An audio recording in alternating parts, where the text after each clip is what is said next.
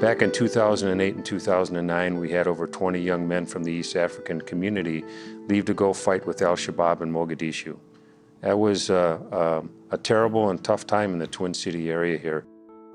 They were radicalized to go and fight in a country that many of them hadn't even grown up in. Many of them were first-generation Somali Americans. They had no connection or ties back to Somalia other than their heritage. And we were shocked because we didn't know those things when they were going on within the community. No one knows. And our fear was when those kids went to there and then trained over there and then come back and harm the homeland, that was the alarm. And all of us opened the dialogue with the law enforcement. We had no idea it was happening. It happened right under our noses.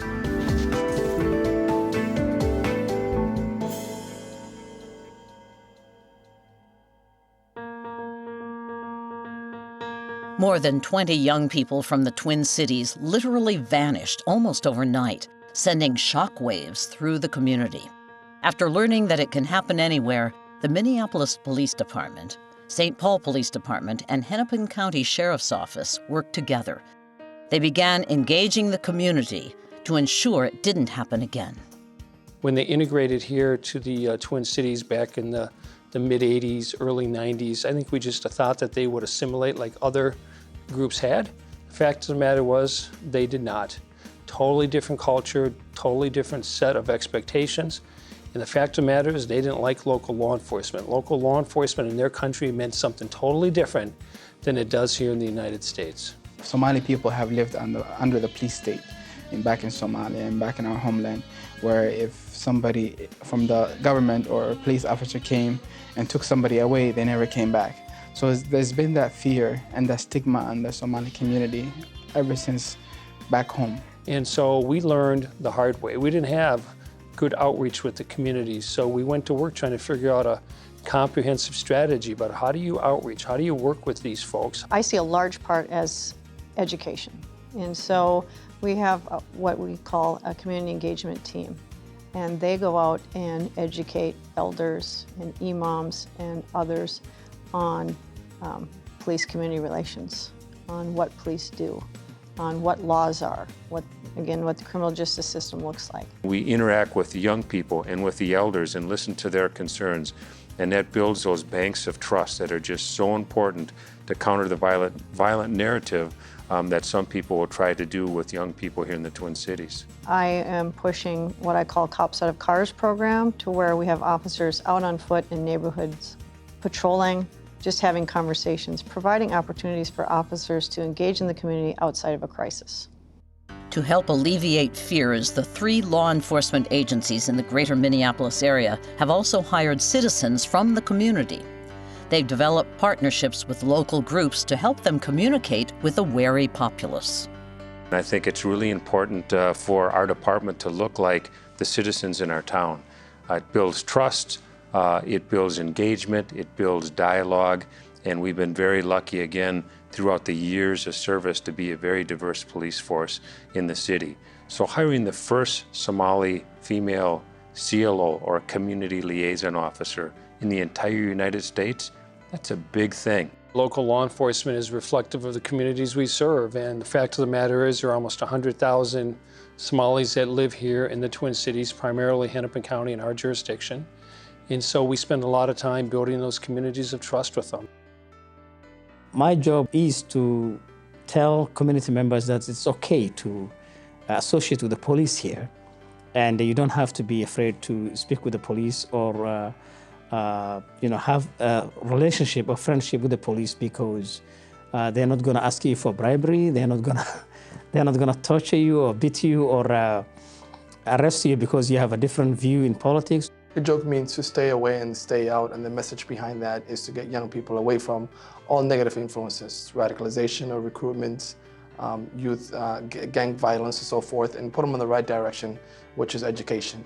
Part of our work is really making sure that we continue the dialogue between the young people, specifically the Somali community, and law enforcement. So one thing which is unique here is, although they have like more Somali police officers, here what I found is not only they're listening they're engaging us to be part of the solution. Typically, immigrant communities come over and they've got a mistrust or are very distrustful of the police.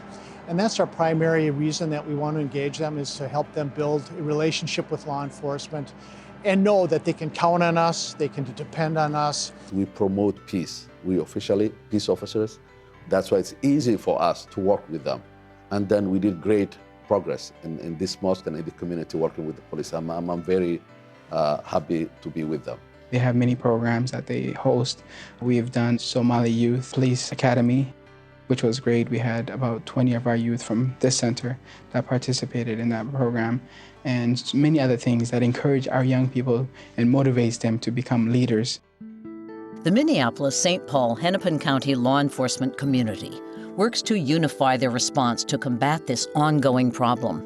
They do it through community policing with this advice for law enforcement agencies nationwide. What you'll see in Minneapolis certainly is, we call them jet patrols, joint enforcement teams, and you'll see one of my officers teamed up with a Hennepin County Sheriff deputy, maybe a Minnesota State Patrol. St. Paul's been in our city. We help each other back and forth in a lot of ways. We always tell folks is that local law enforcement here is seamless. It doesn't matter what color uniform you have, light blue, white, dark blue.